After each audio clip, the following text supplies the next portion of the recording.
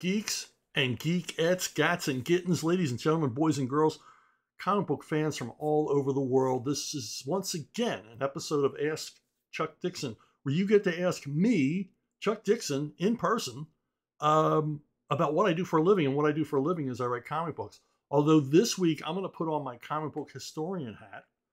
It's a fine felt top hat, for those wondering, and for what I'm calling my Golden Age Extra. I'm going to lay some knowledge on you this week. I get a lot of questions from people, as a world-renowned comic book raconteur. Questions from the common folk, the hoi polloi, about the different ages of comics. What is the Golden Age? What is the Silver Age? When did one start and the other one end? Blah blah blah. And these questions kind of surprised me because when I got into comics, I wanted to know everything about comics. I wanted to know where they began. I wanted to know what was the first comic book. Who were the earliest pioneers in the medium that I love so much? But not everybody's a dyed-in-the-wool freak like me. It's got to know everything about it.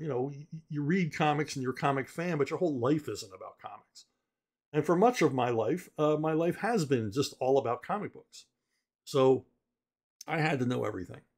And so what I'm going to do is I'm going to do an information dump on you here, my own pinhead, off-the-cuff history of the Golden Age of comics. And it'll be free of dates and a lot of names, and there won't be a lot to remember. I'm just giving you an overview of what the Golden Age comics was, where it began, where it ended, why it ended. And then in future episodes, I will go on to the Silver and Bronze Age and Copper Age, and whatever ages there are, I'll go on and explain them too. But I thought the Golden Age really needed an episode all of its own to talk about in depth. Tell you some stuff maybe you've never heard before. Maybe you'll take a brand new look at the dawn of comics. Or maybe you'll just go, check, you're full of crap. And you got everything wrong. Okay, so back in the day, there were the pulps. Before the comics, there were the pulp magazines. We know the famous characters like the Shadow and the Spider and Operator 5. Tarzan started out in pulp magazines. And these things sold terrific all through the 30s, but sales began to wane. And since many of these publishers, the big publishers, owned their own printing presses, when sales began to wane, that meant idle presses. The printing presses weren't running. And when the printing presses weren't running, that meant they were losing money. So they had to get something to throw on those presses and push out to the public that was different than the pulps. And they were searching around, trying to figure out what to do, crossword puzzle books, whatever. And somebody got the brilliant idea of reprinting newspaper comic strips and printing them in magazine form or book form and putting them out there on the newsstand. Let's see what happens. And much to their surprise, they were stunned by enormous sales for these things. These things just blew up. Everybody wanted these comic strip reprints. I assume primarily children. And so like always, it's the history of comics. They just put stuff out there and they're surprised if it's a success, or more often surprised when it's not, especially in recent years. But they were going to capitalize on this. And of course, the syndicates weren't giving this stuff away for free. So the comic companies, these new comic book companies, these new publishers decided they better start creating stuff on their own. And so they were out there gathering up talent, basically wannabe newspaper strip artists, because that's where the money was. The early comic book artists, for the most part, didn't want to draw comic books. They wanted to be magazine illustrators or newspaper strip or cartoonists or editorial cartoonists, something that actually paid real money, but they either weren't talented enough or hadn't gotten the breaks, or they were young. A lot of these guys early on in comics were very young. An awful lot of guys were teenagers drawing these things. Joe Kubert was 11 and getting paid to draw comics. So this is where the Golden Age begins, and all these heroes, these tons and tons of heroes, and lots of publishers get involved. And And it all begins with Superman. Superman starts the superhero craze. He appears in Action Comics, and the publishers, national periodical publications, are stunned when there are simply no returns on this comic that features the first appearance of Superman. No, that's how periodicals work. You put them out in the newsstand. The ones that don't sell get returned to the printer. The retailer gets a credit for the returns. Well, there weren't any returns. Superman's first appearance was not showing up in the warehouse. And of course, that made them realize this thing sold through. This thing sold like a house of fire. This is a huge success. We got to do more Superman. And of course, they follow that, up with Batman. Also an enormous success, huge seller. And we're talking huge. We're talking millions of copies here, folks. We're talking lots of comics. We're talking big money. Even though they sold for a dime, you add it up in the aggregate, you're talking some real cash. And of course, other companies jumped in. Other publishers who were publishing pulps and magazines at the time thought, hey, look what those guys are doing. Let's jump in and do some of that ourselves. And after a while, there's a whole bunch of brand new superheroes. Now, most of them are crap, quite frankly, because they're produced by amateurs, they're produced by kids. Largely, they're written by guys who would rather be writing, pulps or paperback novels or writing for the newspapers. But instead, they're writing comics because, it's a paycheck. They're going to give me a page rate. Yeah, I'll write some comic books for you. God knows what the page rates were. I wouldn't be surprised if they're paying $1 a page for scripts. And of course, back in the late 30s, early 40s, if you were prolific enough, you could live on that, even in New York City.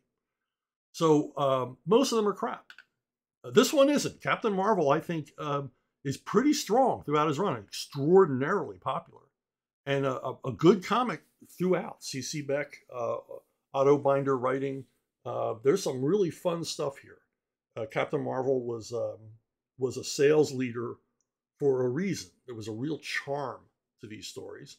And they were created by guys who were, they wanted to be science fiction and were science fiction writers, but they wanted to be primarily known for their prose work, but they didn't phone in the comics.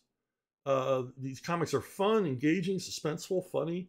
If you ever get to check out any early Captain Marvel, particularly into the early 50s, it really hits its stride in the early 50s with some fun stories. Kurt Schaffenberger on art. I mean, just top quality stuff. There a few other highlights of the Golden Age are Black Cat by Lee Elias. It's a really, really fun, consistently excellent adventure strip featuring a chick who's a Hollywood stunt woman who moonlights as a crime fighter. And as ludicrous as that sounds, it's even more fun when you read it. I mean, Lee Elias just leans into the craziness of it, and it's just a blast. Engaging mysteries, fun characters, great suspense situations, and of course, Lee Elias's gorgeous artwork. Plastic Man, another huge highlight, possibly the best Golden Age character ever created under the auspices of Jack Cole. Jack Cole was a genius. He did quite a number of Golden Age characters that are memorable, but the best of the lot, by far, is Plastic Man. These are just fun stories, endlessly inventive, just crazy, absurd. He creates his entirely his own reality for this series of comic stories, and they're uniformly excellent. Even when he left the book, Quality Comics managed to, for a while, maintain the quality of the stories, the level of entertainment and absurdity that Cole put into them. But Cole's stories are still the best, even though any issue of Plastic Man from Quality is a fun read. Another one was in the early 50s. Well, Submariner stories from Marvel are fun, even the Golden Age ones. They're just wacky. Bill Everett writing and drawing, and apparently sometimes Mickey Spillane writing. They're just fun. My favorite era of Submariner, though, is when they tried to reboot him, bring him back in the very early 50s as basically a comic killing machine. and again by Everett. And these stories are, to me, a lot of fun, and a few of them are actually pretty creepy. There's like a horror element to some of them. It's a little disturbing, uh, but good stuff, quality stuff. And of course, my boy Airboy. Airboy was uneven in its quality, but there's some great issues, some great stories, and fantastic artwork. Um, guys like Fred Kita, Leonard Starr, some really top talent worked on Airboy, and Airboy was a big seller for its publisher Hillman. And that's the thing. These things sold to kids, and they were huge. And even though the quality was inconsistent, kids found characters they loved and followed. And like I said, the sales for these things were in the millions. The millions. It's not unusual. Individual comic books to sell 1 million a month. And I'll get more into how the medium evolved right after this. Have you subscribed? Thank you. If you haven't, it's a big help to this channel. So just hit that button down there below. It won't cost you a dime. And let's get on with this. Well, now we get to Carl Barks. Now, like I said, most of the comic books are created by teenagers. They're written by guys who really don't want to be writing comic books, really don't give a crap about comic books. And nobody's really thinking about the medium. They're thinking about them like newspaper strips. Like, it's just a newspaper strip formatted in a different way. It's not until Carl Barks comes along, former Disney animator, and he takes up the assignment to create comic book stories for Dell Publishing. And he really thinks about the comic book medium. I mean, he realizes this isn't comic strips. It's not like comic strips. I've got to tell a whole story. And I've got and I can tell a long form story. It doesn't have to be 8 pages or 10 pages like so many comic book stories were. So I can tell longer form stories. I can tell basically a feature length movie story on these comic book pages. And he really thinks about establishment panels, page turn panels, word balloon placement, title pages, covers, all these things that we take for granted now. Barks is the first guy to really think about this, really apply himself, really take the medium seriously, take his job seriously, and create, well-crafted, earnest efforts to. He wasn't trying to lift the comic book medium up. He didn't have any lofty concerns like that. He just wanted to have fun. He wanted to bring his talents to bear on this thing and take the job seriously and have some fun along the way. And the results were mind-blowing for the comic book industry because Barks' stuff sells like crazy. And it's basically the basis for Dell Comics, which will reign supreme, will be the King Kong, the Godzilla, the most successful comic book company probably ever in the United States. And they will dominate for the 40s and 50s and early 60s. They will be huge. And everyone else will aspire to be as good as them. And here we have Barks is teaching the Dell people how to write a comic, how to create a comic. And he's teaching all these other, young guys just breaking in how to write a comic book story. Now, how successful is Dell? This blew me away. I just found this out recently. In 1959, by 1959, Dell had sold 4 billion comic books. That's billion. 4 billion comic books. That's how pervasive they were. That's how into the pop culture they were. That's how many loyal readers they had, mostly children. And they did it with, attention to consistent quality,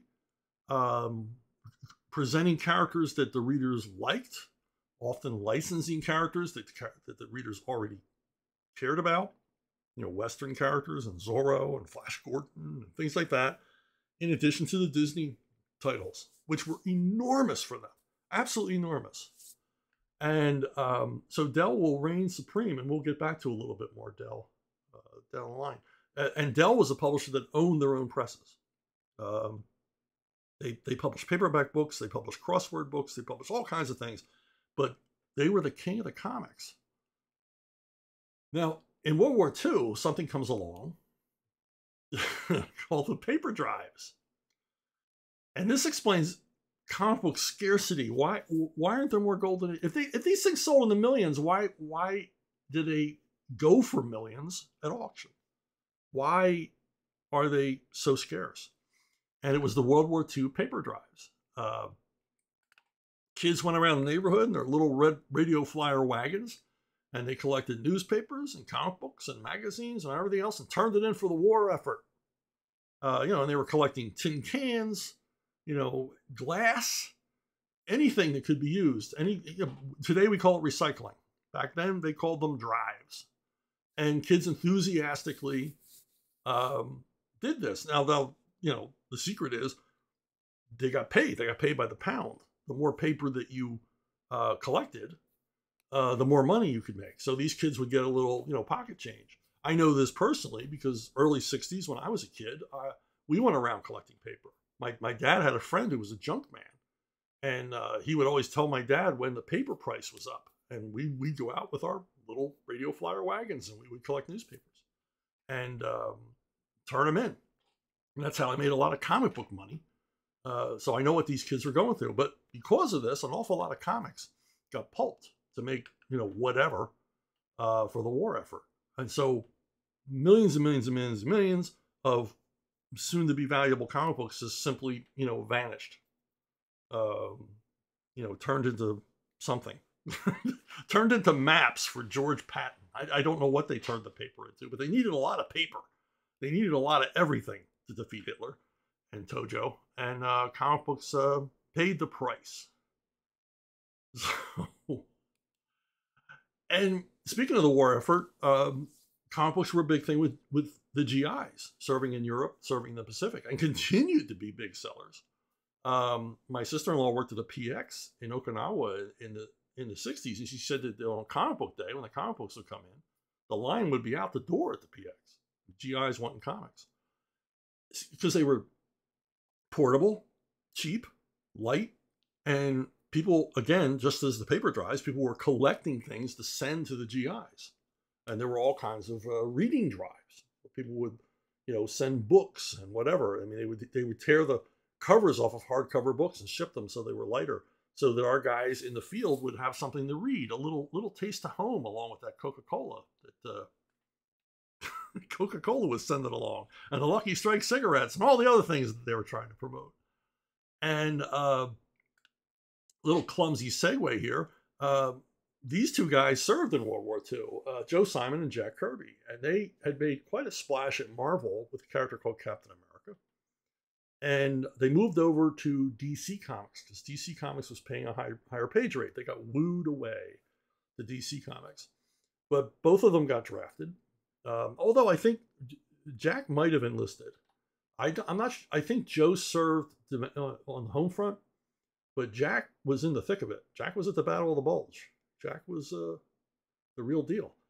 But they go over to DC Comics and they create the Boy Commandos and the Newsboy Legion, and these are hugely successful, even though they're backup. I think they were backups in like Star Spangled and Detective and things like that. They weren't even a lead feature, but they proved enormously successful, and sales of those books went up. And while the boys were away, DC had other creators working on these titles. So Boy Commandos and Newsboy Legion continue, even though Jack and Joe are in uniform. And when Jack and Joe get back, a funny thing happens. DC wants to keep them, because of the success of these two titles. So they bring Jack and Joe to lunch, probably the first lunch ever hosted for a freelancer by an editor. Soon to be a comic book tradition. They sit them down and they say, boys, we want you to stay here at National Periodicals. And here's a check. It's royalties based on the sales of Newsboy Legion and Boy Commandos. Now, I don't know what the amount on the check was, but apparently it was substantial. And Jack and Joe were kind of surprised. They weren't expecting this. Like, wow, wow, yeah, yeah, this is great. And they said, yeah, we want you to stay here at National Periodical, DC Comics, and continue creating all your great stuff just for us exclusively. So, and Jack and Joe said, yeah, that's fantastic. And Jack and Joe leave the lunch. Now, I should do an aside here. Famously, famously, Joe Simon told the story, and Jack Kirby never denied it. They're at lunch. Like I said, this is off the cuff. They're at lunch for the first time. Jack had never been in a restaurant in his life. This was a guy from Brooklyn. You know, he ate all his meals at his mama's table. Never been to a restaurant. Maybe bought a hot dog off a cart once or twice. So he's sitting there, and there are, the editors from DC are yapping on, and Jack turns to Joe and says, "What do we do here?" And Joe says, "Well, you order off the menu." And he says, "What do you mean order off the menu?" And he goes, "Well, here's the menu. You look down the menu, and you pick what you want to eat for lunch, and they're paying for it. Get whatever you want." Jack's like, "Oh, great." Jack Kirby orders 8 desserts. I love that story. So anyway, Jack and Joe leave their their lunch, presumably with Jack stuffed to the rafters with pie a la mode and cheesecake, and they decide to start their own studio. They take this money and they rent office space, and they start their own comic book producing studio, because quite wisely they thought, why should we continue creating stuff for DC when we can basically open ourselves up to all different kind of publishers and make some real cash? And so what the boys do, and they're not dumb guys, man, by any means. They understand the superhero thing. It's on the wane. It's not going to last forever. Of course, the war is ending, or has ended, and so stories about the war are no longer going to sell, because it's over. The superheroes beat Hitler and Tojo, so that war is over. They got to move on to something else. So they move into different comic book genres. They move away from the superheroes, and they basically create or largely contribute to every comic book genre to pop up. They create Young Romance. Young Romance, at its height, sold 3.5 million copies every month. And it brought girls into reading comics. And girls would drive comic book sales from here to the early 70s. Yeah, we think of comic books as a boys' medium. It wasn't. For many decades, it was girls driving sales. So Young Romance is enormously popular. They create the crime genre, which became huge in the early 50s. Every publisher had a line of crime comics, but Simon and Kirby are the first ones there with it. And they create the horror comic, which, even if you only have an idol, 101 knowledge of comic books, horror comics were a big thing in the 50s, famously. We'll talk a little bit more about that in just a moment. They also do Boys Ranch, Western, and Foxhole, a war comic. And even though they didn't create these genres, they contribute to the success of them. And both Western and war comics will drive the 50s. It's romance, crime, horror, teen humor,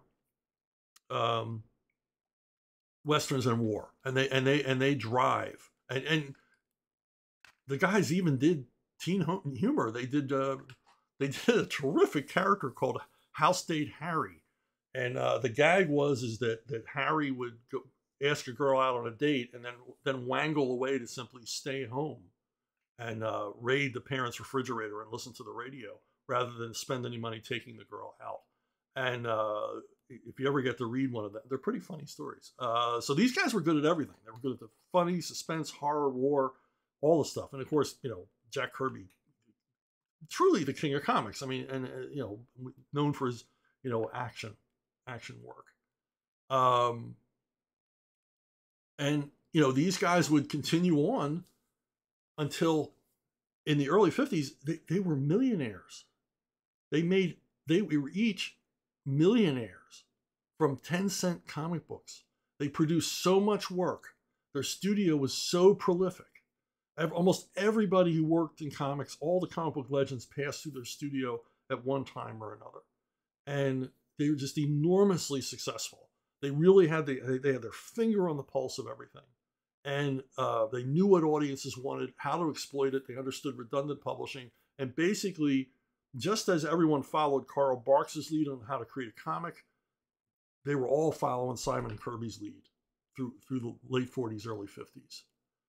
And that kind of brings us to the beginning of the end for the comic book boom, the post-war comic book boom.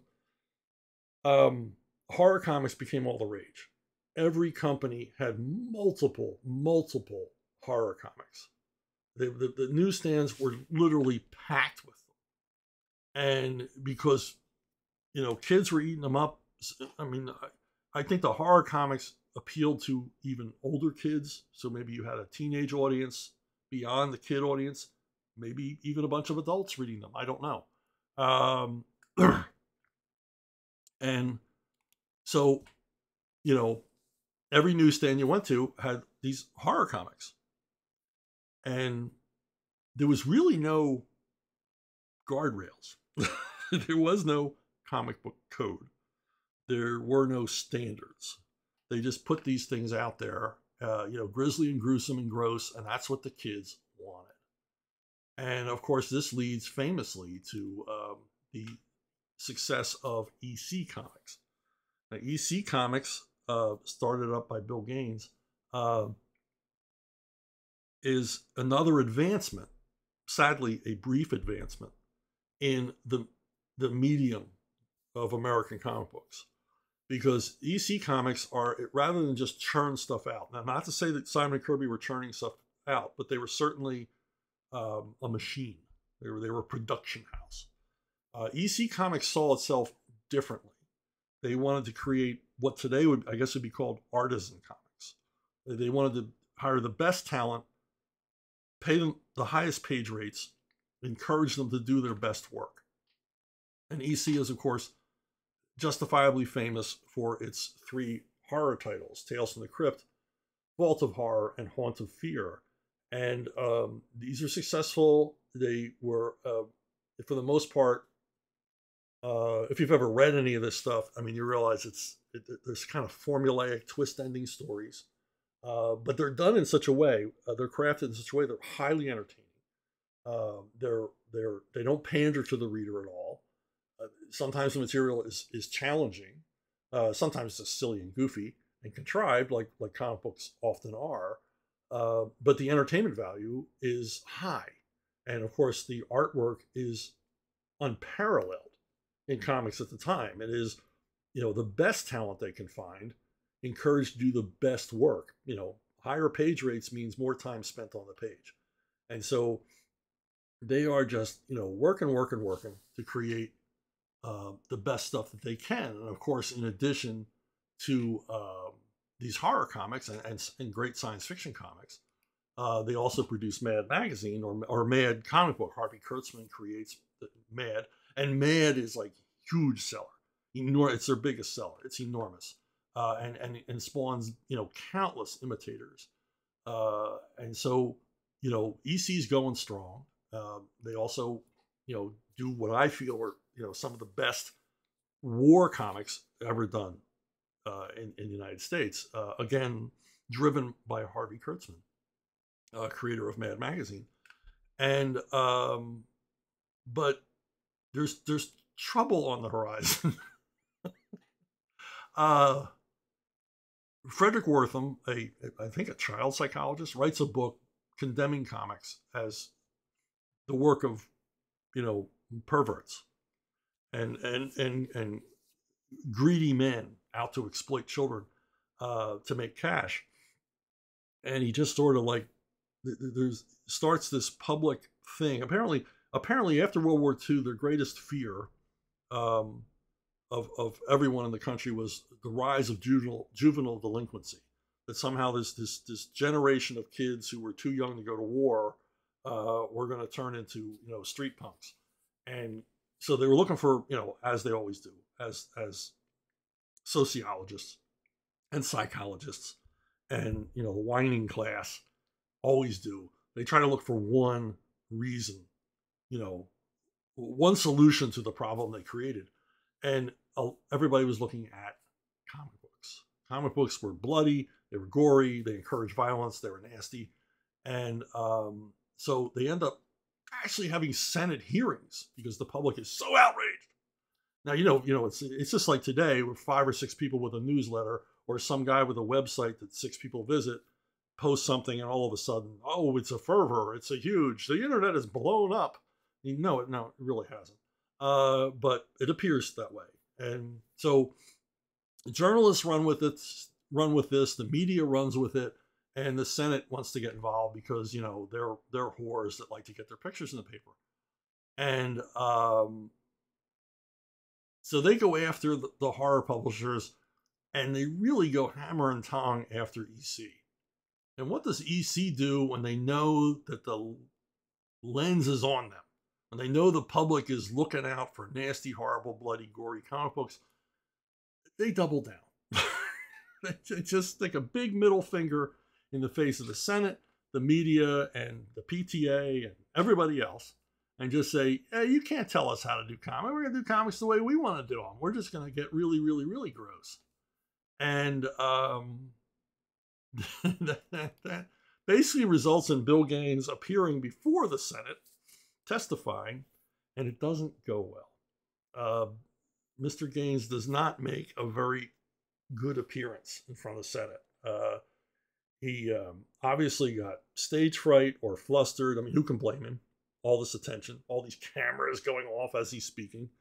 And he really makes a hash of it and makes things worse for all concerned. And what comes next is, of course, the Comics Code. All the comic book companies, terrified of the government coming down on them and trying to control them, much like the FCC controls broadcasting, they were like, oh man, we got to do something. So we're going to swear on our mother's graves, we're never going to make those horrible horror comics again. No more of those crime comics. You're never going to read another issue where a woman gets a syringe jabbed into her face. We're going to be good from now on. We're going to govern ourselves to keep you off our backs. And the end result is that EC simply stops publishing comics. They try a little bit in what they call new trend comics. They try to tone it down a little, and they try to do a series of illustrated stories. It doesn't work for them. The luster is gone. The magic is gone. The kids really, really wanted those gross horror comics, and now they don't have them anymore. And so EC stops publishing, and they turn Mad into a magazine, and they move on from there. And all the other publishers, Harvey and Archie, who all are like, tisk, tisk, you should be ashamed of yourself, EC, who all these publishers were publishing exactly the same kind of crap. Not crap, but, exactly the same kind of exploitative, bloody, gory stories as EC, but now all of a sudden they're the champions of goodness and light, and they're going to, it's like, we never did any of that. Yeah, you did all of that. But now they're going to be squeaky clean, all for the family.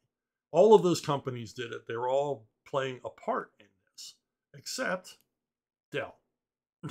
Dell never plumbed the depths that EC, Atlas, MLJ, Harvey, and the rest did. I gotta say, DC Comics didn't either. DC Comics did not publish any horror comics. They did not publish any crime comics. But Dell still is the champion. And because of this, Dell does not become part of the comic book code authority. They come up with their own pledge to parents. Each comic for a few months had a whole page with a pledge to parents that Dell comics are wholesome comics, that there'll never be anything in there that isn't appropriate for children. And this basically allows them to survive this debacle, because trust me, when the Comics Code comes along, sales go down. They go down dramatically. And so Dell continues on. They continue their reign, and of course they're printing themselves, they're distributing themselves. And when I was a kid, I think throughout the 50s, and then when I was a kid, there were stores where the only comics were Dell comics, and they had special racks just like this. Upscale pharmacies and stuff like that only carried Dell. They didn't carry any other comic books. So Dell continues on strong, still selling in the millions, while the other companies are flagging and falling apart. And of course, I don't know why that's up there. It doesn't help that the companies are at each other's throats trying to survive. Fawcett Publications, who published Captain Marvel, are continually plagued by lawsuits from DC saying that Captain Marvel is a ripoff of Superman, which it really isn't. But they keep saying that it is. And the end result is that you know Fawcett finally just with sales going down, with the Comics Code being pushed onto them, Fawcett just says, "Out of hell with it. We're getting out of this business. We're not going to publish comic. We're going to go back to doing crossword puzzle books and paperbacks, and we're going to get out of comics entirely." And they just sort of make a deal with DC that DC gets the rights to Captain Marvel, rights that DC immediately squanders by just not doing anything, not renewing trademark, so they lose the name Captain Marvel, not publishing, not continuing the Captain Marvel comics, because they saw them as direct competition for Superman, which they probably were, but it was fair competition. And you can argue all day long which one came first and was one a copy of another. But I don't think Captain Marvel was a copy of Superman at all. He was just another superpowered guy who can fly. And there the differences end. There's no similarity at all between Captain Marvel and Superman. But, Fawcett got tired of the lawsuits. Other companies went out of business at the same time for the same reason. Hillman Publishing, who published Airboy and a number of other comics, simply said, yeah, we don't want to do this anymore. If we have to do this Comics Code thing and all the rest of it, we're just going to get out of it. And they went back to doing publishing whatever it is they were publishing. Quality Comics as well simply stopped publication, and I say some sort of deal with DC Comics for a lot of their recurring characters like Blackhawks and Plastic Man and things like that. So DC Comics got the rights to them and largely squandered them as well. But DC was into growing its market share and simply either forcing these other companies out of business or making deals that made them going out of business seem attractive, increased DC's market share because they were reducing competition. And DC would continue, they jump right in on that old Comics Code and continue publishing comics. Yes, they had Superman and Batman, and they had Wonder Woman, but I believe Wonder Woman was at a bi-monthly through most of the 50s. But they had Superman and Batman. They were leading, but they also had big selling titles in all the other genres, from humor to war to western to funny animal, and they did well, and they had their own distribution chain, so they managed to survive. And of course, Archie survived everything. Archie was bulletproof.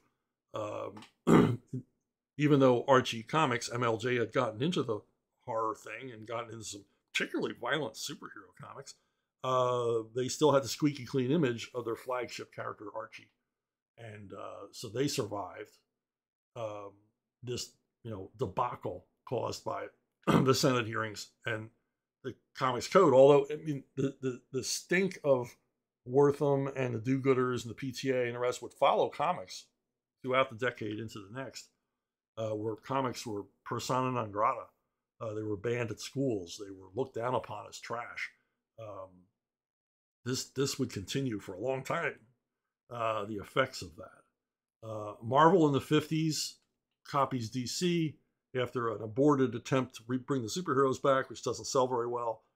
They move into sci-fi, what we would call mystery comics, that kind of replaced horror comics, war stuff, and comics for girls like Patsy and Hetty and Millie the Model and stuff like that. And of course, Harvey would abandon its horror line and lean hard into its juvenile characters. producing lots and lots of titles over the years, and trying to keep their image all cleaned up, trying to retcon their own image. Through this period, there's really only a few highlights, and for me, the biggest one is the arrival of John Stanley. John Stanley takes on Little Lulu, which was based on a Saturday Evening Post cartoon, and he and his group of merry creators create an American comic book classic. And he goes on to create other stuff. He had worked in the funny animal trenches for quite a while before taking on Little Lulu, and but this became an enormous seller, millions of copies a month. Marge, who created, I can't remember her last name, maybe Marge is her last name, who created Little Lulu, would routinely get royalty checks of $50,000 a year just based on sales of the comic book.